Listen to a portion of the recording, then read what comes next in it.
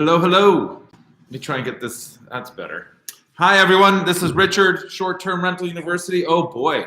Not the best hair day, but I wanted to go live because Charles and I are meeting next week down in the OBX. So I wanted to give everybody an update and also tell you what content is coming forward and what we're doing. And then Charles thought it was a great idea while I have everybody live. If you have questions, go ahead and chat. Ask me questions, ask me anything. So it looks like we have 7 people. That's remarkable. Thank you so much. First, happy holidays. I mean, let that sink in for a second. Happy holidays. Enjoy them with your friends, your family, your loved ones.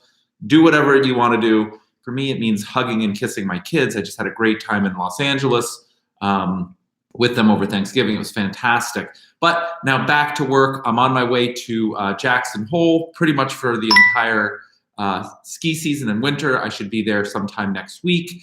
But between now and then, we had a breakthrough on the OBX, which is that we've hired a new architect. He's very close friends with one of our lead investors, John. You guys have seen him. He lives in Singapore. He was the guy I was doing the deal with in Bali. John is a real supporter of what it is that we're doing in the OBX. He's a kiteboarder. He's got a network of friends and so on that are also going to be investors. So thank you, John. Shout out to you, my man. He also has put me in touch with a award-winning architect. This guy is down in Austin, Texas. Wins all sorts of accolades and architectural awards and really amazing design and thinking. He's so excited about what it is that we're doing. He's actually reduced his fees significantly. So thank you, Burton. Really appreciate the confidence and excited to work with you. But he's busy at year end. I'm busy at year end. I'm on my way to Jackson for the ski season. Coincidentally, he's also working on a project just outside of Jackson for a repeat client. So we're going to have meetings in Jackson over the winter, which is going to be super cool. But in the meantime, we've got to get our butts down to the OBX and interview contractors and walk the land and meet with the local architect. And all of those things that need to happen have to happen with both of our calendars on short notice. And so next week on Tuesday, he and I are meeting the OBX. Charles is coming from Richmond and he's driving down to the OBX. We're going to spend 2 or 3 days there. And really super excited about that. So I just wanted to give you guys an update as to where we stand in the project and why the content that's traditionally released on Tuesday and Thursday was missed on Tuesday, and why we're going live today on Thursday. Next Tuesday, we're down in the OBX. We may go live. We may film some stuff. Charles may edit it. But we're taking a little bit of creative pause here, engaging with you guys via this Ask Me Anything, and just want to let you know that things are going remarkably well. There's no reason for anybody to be concerned about the channel or the content or where we're going or what we're doing. It's just we're in that like 2-day quiet period before the storm hits next week. So that's sort of the update. I couldn't be more excited to get my butt out to Jackson. It's already snowed over 9 feet this winter. So like the opening season, the first few days has been remarkable. And I feel like I'm missing it. You know, that FOMO, fear of missing out. Everyone is sending me photos and shots and powder. And I'm just like, So quick run down to the OBX. It's going to be like 60 degrees and sunny. Then a flight homeboy, my French bulldog and I, we're driving down to the OBX, getting on an airplane, flying to Jackson. We're going to be there all winter with Guapo, my Portuguese water dog. My kids are visiting, my girlfriend's visiting, blah, blah, blah. You guys will follow along on that. In the meantime, I'm now going to turn to the chats, and I've promised to answer any questions you may have. So without further ado, my friend Udayan, when are you coming to Bangalore, India? You know, I was just there with Hardik, who's the guy behind me. He does all of the development stuff, all of the computer stuff, all of the things that like I wouldn't begin to know how to do. Hardik does, and so he and I actually toured India just last summer, the summer of 2017. I spent, I think, about 10 days with Hardik. He was my tour guide, and we went around, and it was amazing. I absolutely love India, and I will be back. But as far as when I'm going, I don't have a good answer. I'm kind of busy. Let's see. Brandon, do you do any other real estate outside of short-term vacation rentals, flips, regular rentals, and such? Brandon, I do just about everything that there is to do in real estate. The reason that I spend so much time and energy on the short-term rental component of it is really twofold. The first is it's accessible to everyone, right? Like everyone by definition has a roof over their head. We're very fortunate that way. And so the question is, you know, I could tell you to spend $10 million on a commercial piece of real estate, and that would apply to a very small subset of the listeners. But if I can help people get started down their entrepreneurial journey and their path by monetizing their roof over their own head, either when you're on vacation, you're going to go see your sister get married and so your place is vacant. Well, why not pay for your vacation using the roof over your head when it's vacant? Or maybe you have a spare bedroom or a spare garage. So it's a really quick and easy way for people to start to think like an entrepreneur and to monetize an asset. And so start thinking about where the world's going in terms of the sharing economy and what else can be shared and so on. So that's one of the reasons I'm really attracted to short-term rentals is everyone can do it. The second reason, and this is a point in time, is that it's very profitable.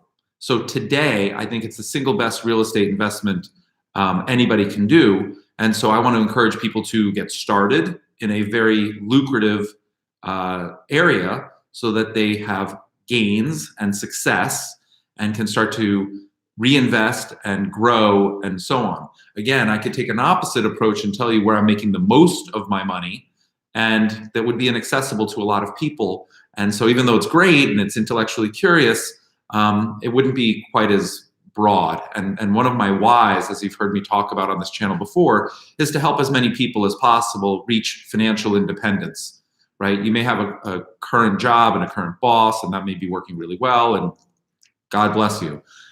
But you may also find that, or at a point in time, you get let go, like I was in 2009. I was fired. Or you may find that you really like, you know, the side gigs and the freelancing and entrepreneurship, and you want to do it yourself, like Charles, who started as an employee of mine and now is an entrepreneur. He runs a business. I happen to be one client. So that perspective of being in and around me and my entrepreneurial thinking and starting to like take command and charge for your outcome, as opposed to, you know, did you get a bonus? Did you get hired? Did you get, like, start to own that. So that's why I do short-term rentals. But to answer your question very specifically, my friend Brandon, I've done all of that. I currently have short-term vacation rentals. I have long-term rentals. I've got, you know, vacation properties, investment properties. I've got a lot of land. I'm developing properties. So anything and everything I do. And that's a great question. Let's keep going. Is there a way to get a list of all of your STR properties? I'm not sure really what that would benefit anybody. So I just really haven't really done it. Hardik is telling me we went to Agra and Udaipur. We did indeed, man. And we had a great time and we feasted and it was beautiful. Katie, I've just started my first Airbnb and haven't gone live yet. I'm furnishing now and almost done. My question is, have you tried VRBO at all? I have indeed. I've had great success with HomeAway, which is their partner. That's the interface that I prefer, HomeAway. In some of my markets, HomeAway does far better than me, far better for me than Airbnb does. So I would encourage you to try both. And in those markets, I actually go with the flat rate. Airbnb charges, HomeAway charges, I think, $499. So if you do enough revenue, it's actually much cheaper than paying a fixed percentage like 3%. You'll have to do the math yourself. But Katie, here's what I'm gonna say to you. Go live, don't wait. Whatever you're waiting on, stop. There's 2 videos I've filmed in the past.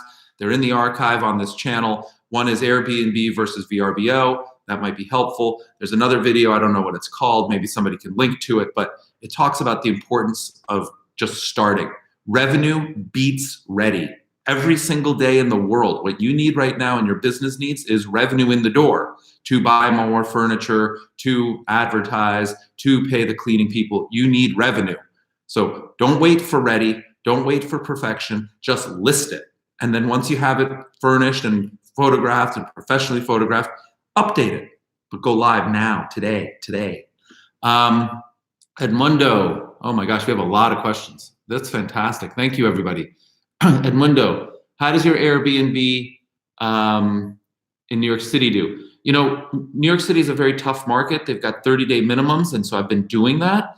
And so far, it's actually gone pretty well. I don't know that it's the best use of the property, but it gives me flexibility if I want to sell or whatever else. So I've been doing the 30-day rentals per the law of New York City, and I think we've got tenants in there since we started doing all that, which was sometime this summer. So I don't think there's been a ton of vacancy. It's not nearly as lucrative as doing short-term rentals, in my opinion, but there's a demand for it. There's people that come to New York City and whatever other cities have these regulations. They come for work, or they come for a deal, or they come because they're on Broadway for 3 months or whatever it is, and they can't stay in a hotel. So a furnished Airbnb for 30 days or 60 days makes sense to a smaller subset of people, and it works pretty well.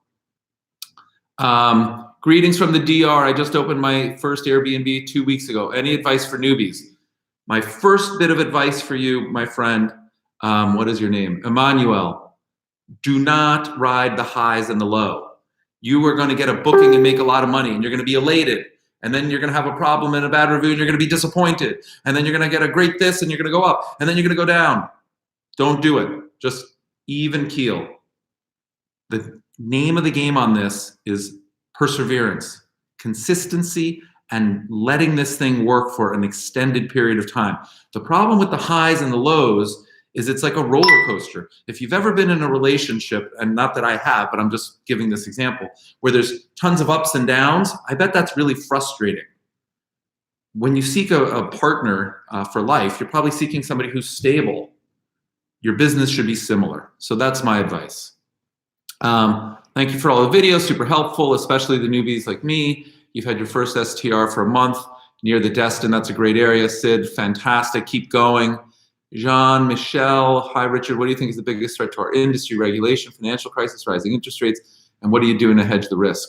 I think that the single biggest risk is really a threat of the unknown, which is regulation. It's a blessing and a curse.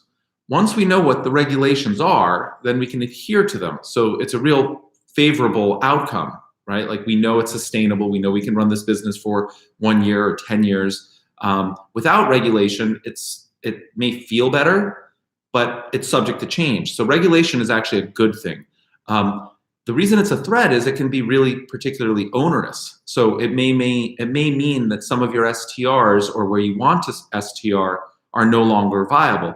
Well, that's okay. There's rules all over the place, right? Like everybody may want to run a business in New York City, but rents are really high, so you relocate to, I don't know, New Jersey, or you move it to Connecticut, or you do it from the internet. So like, I don't really see it as that huge a threat. I think you're right. Rising interest rates are really scary. The stock market has completely fallen apart. Crypto's completely fallen apart. There's a flight to like cash. It's not even safety. Gold's not rallying. Crypto's not rallying. It's risk off. Everything is coming off at the same time. Correlations are going to 1. I've seen this time and time again. We will get through it. You just have to have enough liquidity and keep your head straight so you get through to the other side. I filmed a video I don't know, Charles, we did that 30 days ago, 45 days ago, where I sort of predicted exactly what we're seeing. So I'm not at all surprised. Frankly, I think we have more downside. For me, producing rental income in short-term rentals is a great hedge to all of that, because people continue to travel. They may not pay quite as much, they may not travel quite as frequently, but people will continue to travel for work, for play, for business, etc. Let's see. Airbnb Plus, is it worth it? If you get invited to it, I would check it out and make that decision yourself. I haven't been invited to it, and frankly, I don't care. When I've done guest stays, like I went to Los Angeles, I looked at Airbnb, I was trying to plan something else.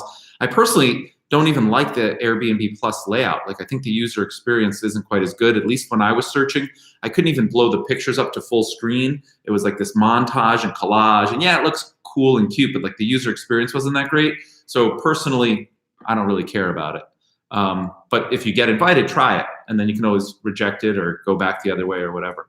Heather, I helped you monetize your home by walking you through how to list 2 of your bedrooms. Best thing I've done in a long time. I love it. Congratulations. Keep going. The Emperor, what is my opinion of the long-term trends for Southern California? Well, I don't know what trends we're talking about, but here's what I will say.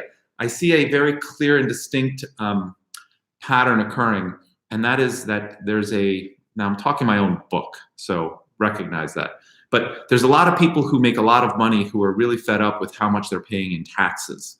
And so in New York City, Mayor de Blasio passed this thing called the SALT law, which basically meant that property taxes used to be deductible against your taxes. So if you paid $100,000 in property tax, you'd get a little bit back in the sense that there'd be tax savings on your income tax. Well, he got rid of that. So so property tax is no longer deductible in New York City. And there was a lot of people who said, well, what's that going to do to the market? And is it going to be good or bad? Or who cares? If you're that wealthy and you're paying $100,000 in taxes, it doesn't really matter. I'm not going to point to it as one of the main reasons that New York City real estate isn't doing as well as it's done historically. We're in a pretty bad, downward market, to be honest. But it's definitely one factor. There's a lot of people that really hurts. I mean, that's a lot of money that you used to be able to save on your tax returns for New York City, and you no longer can. So anybody who's looking to make an investment here now knows that, and they're recalibrating what they're willing to spend. If I was prepared to spend $1 million before because my mortgage cost this, but the tax savings were that, now I might only be willing to spend $900,000. So downward pressure. Same with Southern California. I don't know whether there's any of that SALT tax there. I don't follow it, but I'm just saying these principalities where people pay a lot of money for taxes, it works until they reach a tipping point. And then all of a sudden somebody says, well, it's really nice and sunny in Arizona too, so I don't really need to be in Southern California, and my quality of life is higher in Arizona, and I get an acre of land as opposed to an eighth of an acre, and I can monetize just as much on Airbnb and blah, blah, blah. So just realize that there are things that you're not necessarily thinking about that affect the long-term growth of really high tax places like California and New York. Let's see. Have I tried TripAdvisor? Yes, I tried TripAdvisor many, many moons ago. I think it was called Flipkey at the time. I got nowhere. The fees were ridiculous. I didn't get any real inquiries. I did no bookings. I since canceled it. And I have not tried Booking.com either. To be perfectly honest, all of my properties are busy enough just on Airbnb and VRBO, and I know those platforms, and I know Beyond Pricing, which I highly recommend for dynamic pricing. I use them in all of my locations, works really well. So I'm not actually looking for more platforms. What I'm actually looking to do is to improve my current occupancy and average daily rate for each of my properties, and that's all I'm doing. Let's see. Appreciate it, Katie. You've got it. Danny, hi. What's going on in Belgium? Have some chocolate, some moule frite for me, my friend. That sounds really good. How important is it becoming a superhost? I can be on January 1, but now I'm reluctant to give a bad review to a bad guest, but would like to warn other hosts. Vivian, I think it's pretty important to be a superhost. I don't think it's the end of the world, and I don't think it should change what you rate someone else. And I remind you, they will not have access to your review of them until you both review. So they're going to give you the review no matter what. It won't affect your superhost status. So be honest, be forthright, warn other hosts. That's sort of like our bond and our duty. And if you make superhost, great. And if you don't, who cares? You'll make it next quarter. But do what's right by the business and for yourself. Greece, what's going on, Ted? Man, what part of Greece? The Hague, Netherlands. I love it. Are you using a channel manager since you're not exclusive to Airbnb? If yes, which one? By the way, your best mentor out there. Thank you, Avi. Thank you very much. As part of my move to the OBX project, where we're now going to have, over time, up to 100 rooms, we're playing with a few different ones. We're beta testing them right now. As you might imagine, it's not just a channel manager. We're actually doing an entire technology stack. And what I mean by that is it's going to integrate behind the scenes, thanks to my man Hardik, with room cleaning details and maintenance details and concierge type services. And so we're playing with all sorts of different tablets and apps and add-on, and we're going to create our own stack, our own technology stack, not just content management. Once I know more and we've done all that beta testing, I'll do some reviews and I'll give you an update, probably post an affiliate link, which again, if you click on it, doesn't cost you a cent more, but it helps offset some of our costs as we do this channel and other things, and I really appreciate it. So anybody who has helped us, you're the best. Let's see. Emperor, I'm glad I answered your question. I'd avoid rating them until you rate if you had a bad experience with them. Again, I don't think that that really matters. You know, Emperor, I haven't expanded into Europe. It's not my primary choice. I've got so many things going on here domestically that I'm kind of tapped out for the next few years. I did just hear an update from my friend John, who I talked about earlier on the Bali project. What we predicted, and if you go back and watch that video where I gave you an update, you know, I think it was in August or September, the land just got rezoned. The entire region is now in the process of being rezoned from agricultural to tourism. And what I said at the time was, we got the first permit issued under an agricultural license. I think they gave us 14 buildings that we were allowed, and the density wasn't enough for us to turn a profit. And I believe I said, I haven't watched it in a while, but my thoughts at the time and what I believe today is that being the first mover in that particular location was a detriment, that we would be better off being the second mover. Let somebody else build the not profitable business and fight for more zoning and more rights and so on. And once that precedent is established, then we would come in as the second mover or the third mover and, you know, monetize that business accordingly. So I just heard just this morning from John and Olivier in Bali that it's about to be rezoned, which is really cool. Like I said, John and I are tied up right now on the OBX. There's no real need to get back to Bali immediately, but I wouldn't be surprised if you don't see that project turn back out, because I love Bali. I think it's really great land. I think the opportunity is great. So to answer your question, Europe is fantastic. Absolutely love it. Would love to have some business there, but it's not in the immediate future. All right, let's see. Europe, thanks, Jean-Michel. How's the Costa Rica project? You know, Costa Rica is my motherland. I was born there, soy tico. I'll always be Costa Rican. I'll always be fond of it. I'll figure it out whenever the time is right. How are you going to hire your team for OBX? You have a cleaning team already. Are you hosting yourself? I do not have a cleaning team. We are hosting ourselves. You're going to watch on this YouTube channel in real time. The good, the bad, the ugly, the pretty, the mistakes, the successes, whatever. Like, I'm accountable. I'm here. I'm sharing it. So it's like, I don't have the answers. I'll figure it out, but I'm going to bring you along on the journey. Let's see. Please keep us in the loop for your new software. I haven't found anything good yet, and I tried 5 by now. Avi, if you don't mind, let's switch 5. I'd really appreciate that. Shanghai, what's going on? Cash flow. I like the name. I love Shanghai. Greetings. Greetings from the Kingdom of Swaziland. Man, we are international, people. This is so cool. So cool. Beyond Pricing isn't available in your area.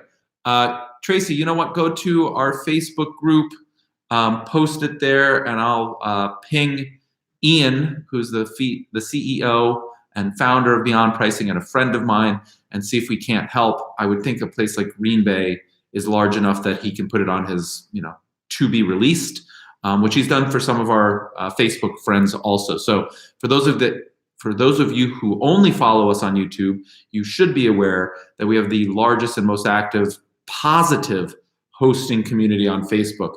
We do not allow people to complain and whine and just be negative. There's plenty of other groups on Facebook for that. We try and promote positivity. We try and get people to be, you know, sincere. There are problems, there are issues, but let's skip all the ranting and the raving and the name calling and you're an idiot. Blah. Screw that. I have no time for it. So anyway, come to the Facebook group and check it out. I think it's really cool. Short-Term Rental University is the name of the group. Puerto Rico, Puerto Rico. I love it. Jules, my girlfriend doesn't want me to accept single women in my shared Airbnb. I even refused a couple of women because of her. What should I do? It's affecting my profits. Greeting from Canada. Jules, I think that's a you issue with your girlfriend. Not one that I can really solve. But I'm also not clear. Is this like you're sharing a house with these single women, or are you living, you know, in a totally different state and she doesn't want single women in your house in a totally different state? But look, depending on your circumstances, depending on what those answers are, and depending on your relationship with your girlfriend, if this is truly a business, then you should not discriminate against single women, single men, married men. If she's restricting you in your business, having just gone through a divorce, maybe that's a sign that the relationship isn't all that great. But we'll leave that to some psychoanalyst, some therapist, and whatever. But business is business, and single women have as much money as married women. So I welcome single women. Tubbs, how do you price a property if it has great short-term rental income, comps plus a % of income? Do you mean purchase? Like, what is the right price to purchase? Or do you mean, how do you price the nightly rental? Sid, for those who have an LLC, single-only property, if another property is purchased later, do you recommend merging the property to the LLC or getting a new LLC? Personally, what I do is I get a separate LLC. The structure down in the OBX, just to be really clear, is I've created single-purpose vehicles for every property and then a master holding LLC that all feed into it. There we go. And the reason for that is, God forbid, there's a slip and fall in property A and we get sued. Well, property B remains open and unaffected, as does C and D and E, and we figure out what happens with property A, but it doesn't affect our business or anything else. So that's just the way that I've done it. We have a good referral link and an affiliate relationship with somebody who can help you. Clint Coons, if you look at the YouTube, we did certainly a podcast and a YouTube video, but he's helped a lot of people. We get a lot of good feedback. To be perfectly clear, I'm not a client, so I'm not advocating, but I think he's been really helpful for a lot of people. So click on the link, and if he can be helpful, go for it. Vivian agrees that the Facebook group is excellent. Jules, yes, I am. You're sharing with single women. Don't know what to tell you, my man. You got to figure this one out on your own. It's not really a short-term rental university type topic. You've tried booking automation, Kigo, Hostaway, Arrogance, Tokit. Hardik, if you're listening, maybe you could put a couple of the names that people in our Facebook group have recommended. He's closer to it. You know, I sort of participate a little bit, but he keeps track of where we are in all of this. I put the wrong price already on a game night by mistake and lost hundreds of dollars. Tracy, who cares? Rebound. Doesn't matter. Don't kill yourself. It's hundreds of dollars. It's not your life. You learn from your mistake. You won't replicate it again. Move on. Do not lose any sleep. If that's the biggest mistake you made in 2018, that's a huge win, and you're not going to repeat that mistake in 2019. So learn from it. Onward, upward. Let's go. Jules, thank you. You're right. Online games. How to maximize income in the winter when my city is a touristic town. Summer is the best season. Look, I've said in all of my videos and courses and everything else, I look for at least 2 seasons. I do not buy any property, any place that's 1 season only. If it's literally 1 season, I don't contemplate it, because anything can happen in that 1 season. A bridge could be taken out. The highway could collapse. There could be an earthquake in that one city. In that 1 season, you missed the whole thing, and now you're paying the carrying cost for a whole year. So for me, 2 seasons is important. I don't know where you're saying your city is, so I can't really opine, but lower prices, keep lowering prices. There is a clearing point, right? So I'm here in the United States of America. We use US dollars. To make a really silly example, I could guarantee you that any single place anywhere in the country, in the US of America, I could get rented by lowering the price. I could go to 1 cent per night. Someone will rent it. Now, that's not economic, so I don't recommend that, but I'm trying to make a point. Like, you have to figure out what people are willing to pay in the winter or the fall or the spring. So it takes a little bit of energy, it takes a little bit of creativity, it takes some work, but you can do it. Quebec, what's going on? How you doing, Patrick? Katie, what kind of homeowners insurance is appropriate for an Airbnb? Great question. We just filmed a series on our podcast. We interviewed Darren Pettyjohn from Proper Insurance. I'm in the process right now of getting all of my quotes. Yes, it's expensive relative to what I'm paying, but I think it's really interesting and worthwhile, and I think it's designed for the short-term rental market. So if that's your business, you owe it to yourself to listen to that podcast and then speak to them. Do I have, Tracy, I love your YouTube videos. Thank you so much. Emperor, do I have a team of lawyers, accountants, and other financial real estate professionals to help me for my deals. Not necessarily for my deals, but everything I do involves other people. I rely on myself to, sort of navigate and create these teams, and then I empower them to work with me. And then I have resources beyond one person. You need that. And then what I like to do is treat my teams really well, so that as I grow, I can scale. I can give them more business, more responsibility, turn over more to them. So I've encouraged people that have listened to my videos in the past to think of yourself as a business owner and start to create teams. So for instance, when I started doing this work on the OBX, I replicated teams that I had created in other places, and now I'm working with them, and they're going to work with me on my first phase 1 and phase 2 and phase 3. And maybe some team members will switch, like they didn't hold their own weight, they weren't quite as good as I hoped. Well, I just replaced that one component, but the team moves forward. So for me, team is really, really important. You're right to check that out. Let's see, smart pricing, even if it wants me to lower beyond my expectations. You should use pricing to the point that it makes sense for you. I personally don't believe in Airbnb's smart pricing. I've covered this in other videos, so go check it out.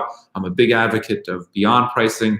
Again, if you're going to try it, click on the link. I get some revenue share, so I really appreciate that. It doesn't cost you anything more, but it does help me and our channel and Hardik and Charles and all the rest of the people that are behind the scenes working on this. How do you market and share your Airbnb listing? Oh, Hardik, thank you so much for listing the listing there. I don't market or share my Airbnb listing. Any of them, ever. I don't think I've ever hosted a friend or a family member. I've never given a discount on it. I don't have today a website or social media on any of my listings. But going forward, we're going to do that. And the reason we're doing it isn't so much for my current listings that are doing quite well. It's more to gain that knowledge and share it with you guys and put it in place down in the OBX where we have other investors' money. I want to make sure that we're doing absolutely everything in our power, and we have a lot of knowledge and power and influence to monetize and generate the best returns for my investors. So we are going through that process right now. I think Hardik has created the first 3 websites for one of our locations in Wyoming and in Colorado and in Alabama. We're just playing with it. We're putting together the booking engine so people can book on it. We're going to test that, I think, in the next few days. I have somebody who's going to wait to book, and they're going to go on our own system. So we're in the process of doing all that. But historically, I've never needed to or wanted to do anything besides the platform. Let's see. Do you think short-term rental business has goodwill value aside from the real estate value so that the owner can sell the business and retain the real estate? I think it has tremendous goodwill if you sell with the rental history. You should command more money versus the real estate alone. And it's becoming more and more important. As I'm looking to buy additional properties, I'm looking for the rent roll, right? That's what's happened in more mature markets like multifamily and long-term rentals. If you're buying an investment property, you want to look at the rent roll, you want to look at the expenses, you want to determine the cap rate. So that's becoming more common and prevalent in short-term rentals. But if you're saying, listen, I'm going to keep all the real estate and all I'm going to do is sell you the way to accept reservations on your own property, no, I don't think that has a lot of value. Hello from Denver. I'm in love with your videos. The only channel who actually has our best interests. I just want to say thanks for being genuinely you. Rocky, love it. Thanks, my friend.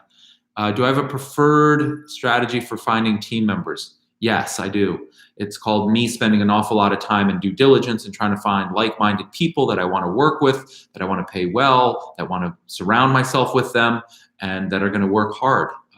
That's it. And then I treat them well and I keep them forever. So just to put that in perspective, my cleaning lady from New York City that's now cleaning my girlfriend's apartment and continues to clean my ex-wife's apartment and helps us with our New York City Airbnb and so on and so forth. I think I've employed her for 18 or 19 years. She's critically important to me. She's family. So find your team and keep them. Athens, Greece, big community here. I'm one of the legal advisors in our new STR association. Great work, Ted. That's hugely important.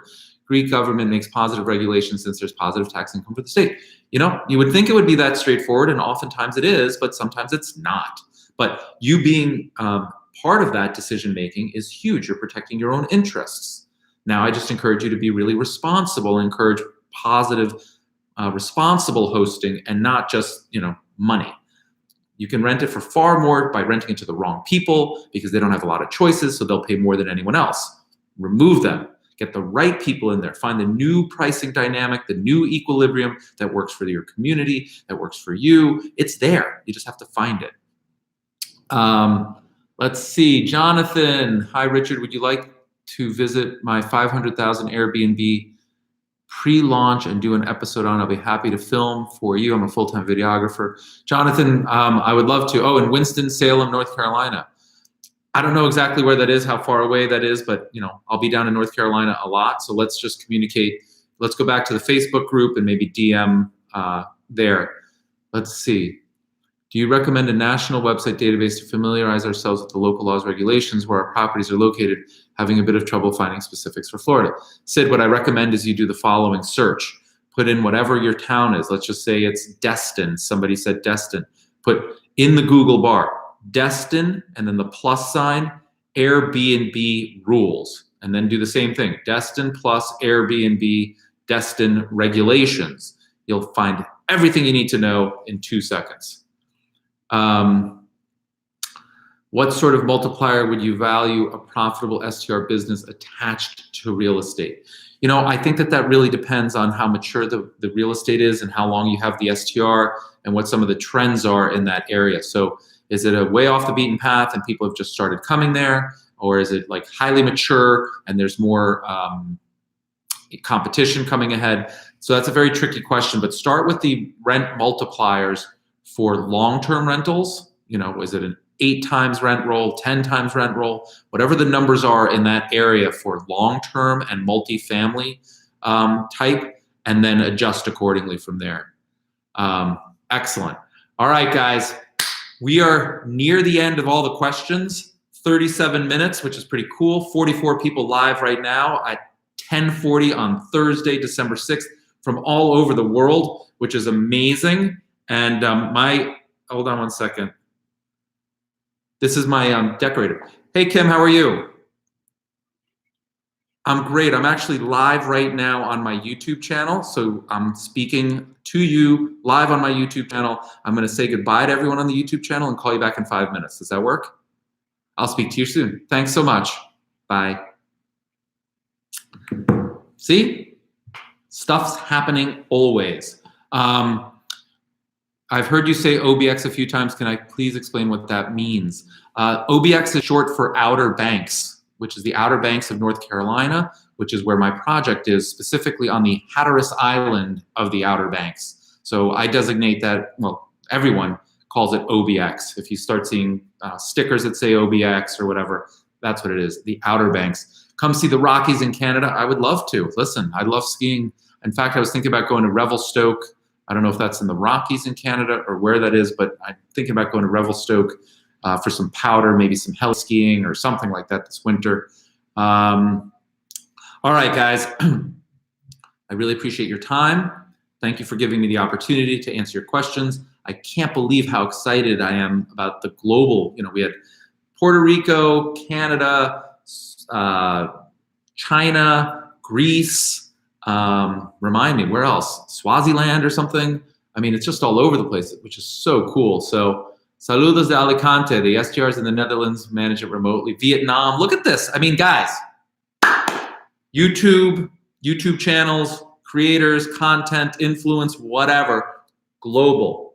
We are brothers and sisters separated only by distance, but our minds, our entrepreneurship, our opportunities, our future, we think alike, and we're going to make it happen all over the world. And if I can play a little helpful role in that, then I'm honored, and I really appreciate your time, your attention, your motivation, and come join us in the Facebook group. If you haven't joined the podcast, go listen to it. There's a lot of great content there. So the point that I'm trying to make as we conclude this is STRU is a lot more than just this channel. We've got membership, we've got courses, we've got podcasts, we've got blogs, we've got stores, we've got all sorts of things. It's kind of all over the place in 2018, but one of the main focuses that I have my team working on, literally like right now, I got off the team chat working on it to take this live, is to make it a better integrated experience. So people that are interested in getting started or growing understand all the different tentacles and opportunities that Short-Term Rental University has and promotes and allows you to take at your own pace, because I firmly believe this is the best investment opportunity for real estate investors. This short-term rental space produces the highest rate of return and is the most accessible. And I also think it's a terrific hedge against inflation, should that rear its ugly head. And it's a great hedge against volatile stock markets and interest rates and so on. Getting a cash-producing, free cash flow producing short-term rental that is helping you save equity in the process. Somebody else is buying your home for you, or your second home, or your vacation home. There's not too many things like that. And in most parts of the world, it's also tax advantaged. So do it. All right, guys. Thank you, friends. We'll see you over at the Facebook group. Let me know if this was helpful. Maybe we'll do this YouTube live thing every so often. I go live for my paid members once a month in Facebook, and then they have much more dialogue, and we've gotten to know one another. So if that's of interest, please let me know as well. We will be reopening that in 2019 with new content and new ideas. So if you've got ideas, tell us also. Friends, have a great day. Keep doing what you're doing. Boom. The best is yet to come. Have a great day. Happy holidays.